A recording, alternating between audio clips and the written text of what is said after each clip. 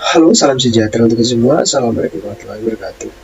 Saya Ciprianus Rendikaka, NIM 1970064161778 dari Fakultas Teknologi Komunikasi dan Informatika Prodi Sistem Informasi. Pada kesempatan dalam video ini saya akan menjelaskan beberapa pembahasan, yaitu mengenai beberapa pertanyaan, yakni untuk memenuhi kriteria dari pengambilan nilai UTS dari mata kuliah Rekayasa Sistem Berorientasi Objek, yakni dosen pengampu Padeni Hidayatullah MMSI. Oke, kita langsung saja dalam pembahasan pertama. Yang pertama yaitu memodelkan sistem serta perbedaan antara pemodelan terstruktur dengan pemodelan berorientasi objek. Nah, yang harus diperhatikan dalam memodelkan sistem yaitu yang pertama, memahami domain permasalahan yang merumuskan solusinya dengan menggunakan pendekatan objek. Berikutnya, model harus mewakili sistem yang nyata, dan yang terakhir, model merupakan penyederhanaan dari sistem yang kompleks, sehingga pada model diperbolehkan adanya penyimpangan pada batas-batas tertentu. Nah, berikut perbedaan antara pemodelan terstruktur dengan pemodelan berorientasi objek, yaitu pemodelan berorientasi objek merupakan salah satu metodologi perencanaan sistem yang merupakan cara pemikiran baru tentang permasalahan dengan menggunakan perpaduan model sekitar konsep dunia nyata. Konsep dasarnya adalah menggabungkan struktur data dan perilaku data dalam suatu kesatuan yang utuh. Sedangkan pemodelan terstruktur adalah alat bantu pemodelan yang digunakan untuk menggambarkan hasil pelaksanaan analisis terstruktur.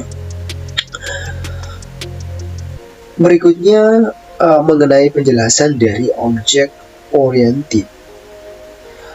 Objek oriented merupakan teknologi perangkat lunak yang mendefinisikan sistem dalam hal objek, yang mengkonsolidasikan data dan tingkah laku atau ke dalam objek. Objek menjadi dapat digunakan kembali dan komponen yang dapat diperluas untuk developer perangkat lunak. Berikutnya perbedaan antara encapsulation dan polymorphism.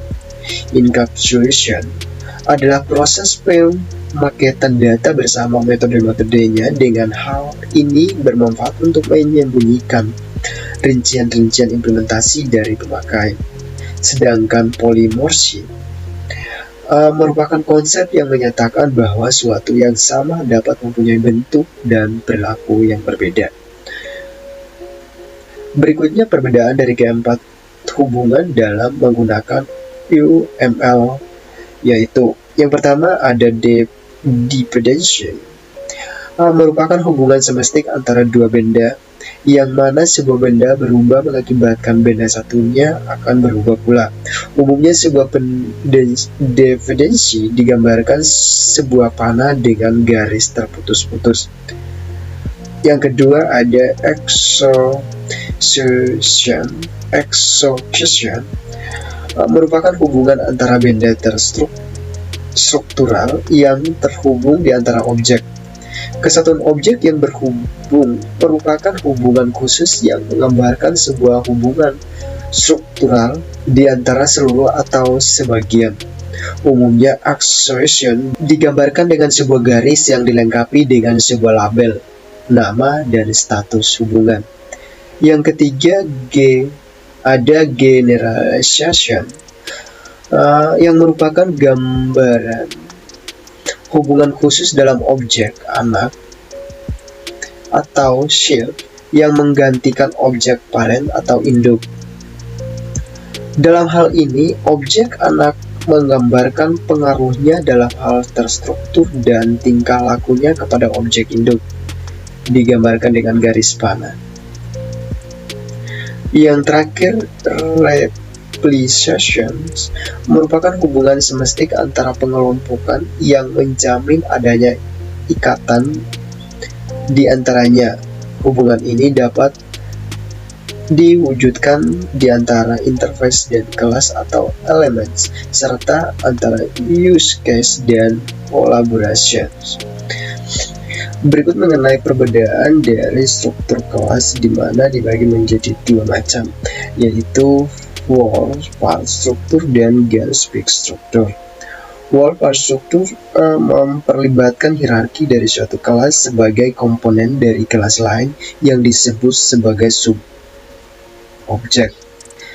Contohnya kelas mobil adalah wall dan komponennya mesin, rangka, dan lain-lain merupakan part 1, part 2, sampai dengan part N. Nah, ini merupakan gambaran dari contoh wall part struktur.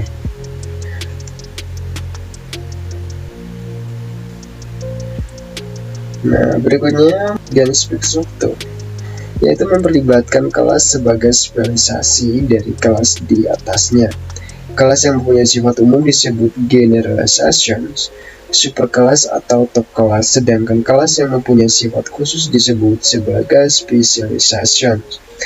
Contohnya kelas mobil adalah generalization, sedangkan sedan, truk, minibus, dan lain-lain merupakan specialization 1, specialization 2, sampai dengan specialization M, yaitu kelas yang mempunyai sifat khusus.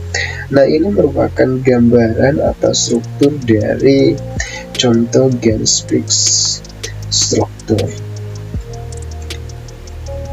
Oke, terima kasih. Mungkin hanya itu saja yang saya bisa sampaikan. Mohon maaf jika ada kekurangan dalam hal penyampaian, dan mohon dimaklumi jika ada kata-kata yang kurang jelas. Sekian dan terima kasih.